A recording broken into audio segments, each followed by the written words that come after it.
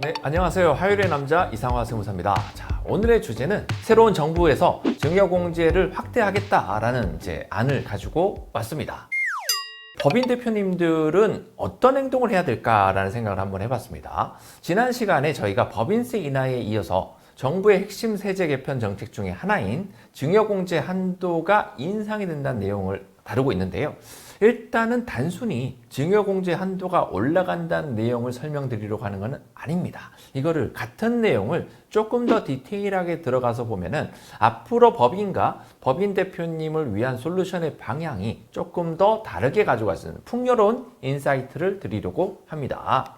기사에서는 과거에는 10년 동안 유지되어 왔던 자녀에 대한 5천만 원의 증여공제 한도를 1억 원으로 상향 확대할 가능성이 있다라는 내용을 담고 있는데요. 거의 유력하지 않을까라는 생각을 가지고 있습니다. 그래서 주식 이전을 생각하고 있는 대표님들은 이 케이스가 발생하게 되었을 때 이동을 하게 되면 훨씬 더 많은 효과를 누릴 수 있다라는 부분을 전달하는 바이고요. 조금 더 구체적으로 예를 들어 보겠습니다. 현금 증여를 예를 들어 본다면 과거에는 부모가 자녀에게 2억 원의 현금을 증여하는 경우에는 2천만 원의 증여세를 부담해야 됐습니다. 1억까지는 10%의 증여세율이고요. 1억을 초과되는 부분에 대해서는 20%의 증여세를 내기 때문에 2억 정도를 증여를 했을 때는 10%와 20%가 접목이 되어 있는 세금인 2천만 원의 증여세가 부담이 됩니다. 근데 세제 개편이 이루어지게 되면은 현금 2억을 증여했을 때의 증여세가 1,000만 원으로 줄어들기 때문에 같은 금액을 이전을 해도 1,000만 원을 세금을 아낄 수 있는 좋은 내용이다. 여기까지는 그 누구도 상식적으로 알 수 있는 내용인데 여기서 이렇게 현금으로 증여를 하게 되면 바보다 이렇게 생각할 수 있겠습니다. 이유는 한번 들어보겠습니다.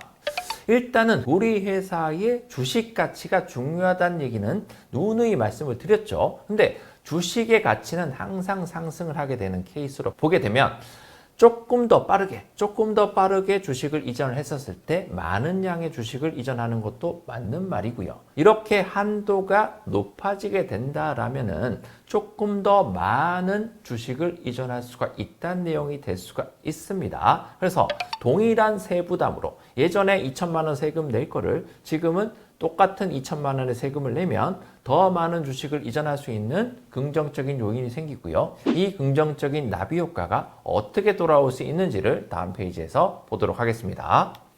일단 첫 번째로 자녀에게 주식을 더 많이 증여할 수 있다라면은 자녀가 앞으로 우리 회사가 성장해 나가면서 잉여금에 대한 배당을 받을 수 있는 규모가 더 크게 되는 거예요.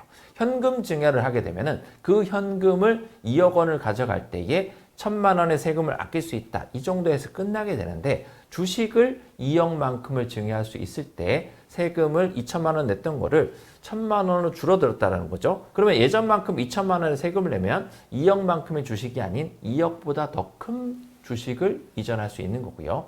그 더 큰 주식을 이전했기 때문에 퍼센트가 올라갔다는 얘기. 그러면 배당의 규모를 훨씬 더 크게 할 수 있어서 주식 증여 이후에 자녀의 자금 출처의 흐름을 마련하는 데 있어서 아주 긍정적인 요인이 될 수가 있다. 그러면 자녀는 그 주식을 토대로 추가로 배당을 받는 금액을 가지고 은행 대출 받아서 부동산 구입할 수 있고 본인의 사업 자금으로도 활용할 수 있습니다. 자, 주식 증여 이후에 법인이 부동산을 취득하게 되는 케이스도 한번 생각해 볼 수 있는데요. 법인이 부동산을 취득하게 되면 이 부동산의 주인은 누군가요? 주주입니다. 주주가 이 퍼센트만큼 부동산을 가지고 있는 효과와 똑같게 되기 때문에 예전에는 10% 주식을 이전할 수 있었던 거를 20% 주식을 이전함으로써 부의 이전의 속도도 과거보다 훨씬 더 빨리 될 수 있었다라는 내용을 두 번째로 말씀드리는 부분입니다. 자, 세 번째로 보시게 되면은 세제 개편이 되는 시점에 대표님과 자녀가 모두 젊고 어리다면 예를 들어서 대표님은 30대고 자녀는 이제 1살이에요. 그러면 지금부터 시작을 하게 되면은 10년만큼 증여가 리셋이 됩니다. 10년 합산되는 거고요. 10년 이후에 다시 리셋이 되고 그러니 공제 한도가 1억 원이 10년마다 다시 살아난다는 내용이 되겠죠. 그러니 이를 적절하게 잘 활용하면 과거에 이미 증여가 완료된 분들에 비해서 더 적은 세금으로 더 많은 주식을 훨씬 더 빠른 속도로 이렇게 이전을 효과를 누릴 수 있게 된다라는 부분을 강조하는 바입니다. 루틴적인 내용을 가지고 이렇게 살을 붙여서 조금 더 다르게 접근할 수 있다라는 부분, 저희가 시뮬레이션 한번 돌려보니까요. 실질적으로 5천만 원 공제가 1억으로 상승되는 이 5천만 원의 효과가 과연 뭐 그렇게까지 효과가 있을까라는 부분에서 접근을 했는데 생각보다는 조금 더 효과가 훨씬 더 클 수 있고, 다만 이런 경우가 있죠. 주식 가치를 낮출 수 있는 방법들이 있습니다. 그러면 주식 가치도 낮춰지고 세제 개편을 통해서 한도도 상승하게 되면은 이거를 더블로 활용할 수 있는 방법들이 생길 수 있는 거고요. 시뮬레이션을 돌려보면은 실질적으로 훨씬 많은 재산이 이동될 수 있다. 같은 세금을 가지고 이 내용을 강조하는 바입니다.